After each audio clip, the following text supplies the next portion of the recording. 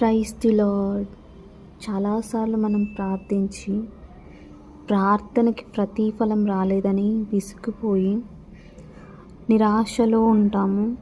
కానీ ఏదైనా సరే ప్రార్థించిన వెంటనే ప్రతిఫలం రావాలని ఎదురు చూడక దేవుని హస్తాలకు అప్పగించి దేవునిపైన విశ్వాసం ఉంచి నా కార్యాన్ని నా దేవుడు తప్పక దయచేయును, నేను అడిగిన దానికంటే నేను ఊహించిన దానికంటే మరీ అత్యధికంగా దయచేయు, నా దేవుడు నాకు అన్యాయము చేయుడని నువ్వు ఓపికతో విశ్వాసముతో ఉన్న యెడల దేవుడు మీరు ప్రార్థనలో ఏ విషయమైతే ఏ అంశమైతే మరీ ఎత్తిపట్టి అడిగి ఉన్నారో మీరే ఒకరోజు అనుకుంటారు, నా దేవుడు నేను అడిగిన దానికంటే అధికంగా దయచేసి ఉన్నాడని దేవునికి కృతజ్ఞతాస్తుతులు చెల్లించుకుంటారు. ఈ బాధ, ఈ కన్నీళ్ళు, ఈ దుఃఖము చాలా తక్కువ టైం ఉండొచ్చు.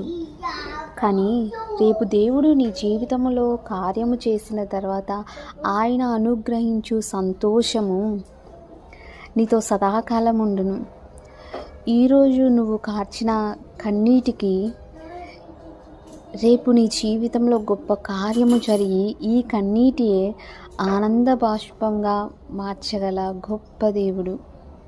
ఈరోజు ఎంతో దుఃఖిస్తూ ఉండొచ్చు, కానీ ఈ దుఃఖము రేపు సంతోషంగా మారును. విశ్వాసముతో ఎదురుచూడు, ప్రార్థిస్తూనే ఉండు. అంతేగాని కార్యం జరగలేదు కదా అని నీ ప్రార్థనను, నీ పట్టుదలను, నీ విశ్వాసాన్ని మాత్రం మధ్యలో ఆపేయకు.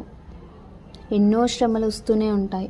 శ్రమలను తట్టుకొని సహించి ధైర్యంగా విశ్వాసంలో మనకు అనుగ్రహించిన ఈ పందెంలో ఓపికగా పరిగెత్తాలి.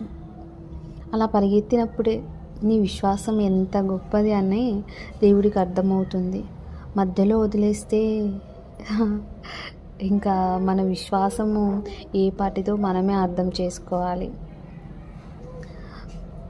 దేవుడు నీ జీవితంలో ఏదైనా శ్రమను, కష్టాన్ని, ప్రాబ్లమ్ని ఎలో చేస్తున్నాడంటే దాని వెనక ఎంతో గొప్ప హ్యాపీనెస్, నీకు నచ్చేది ఏదో నువ్వు అడిగింది దేవుడు చెయ్యాలని తలంచుచున్నాడని అర్థం.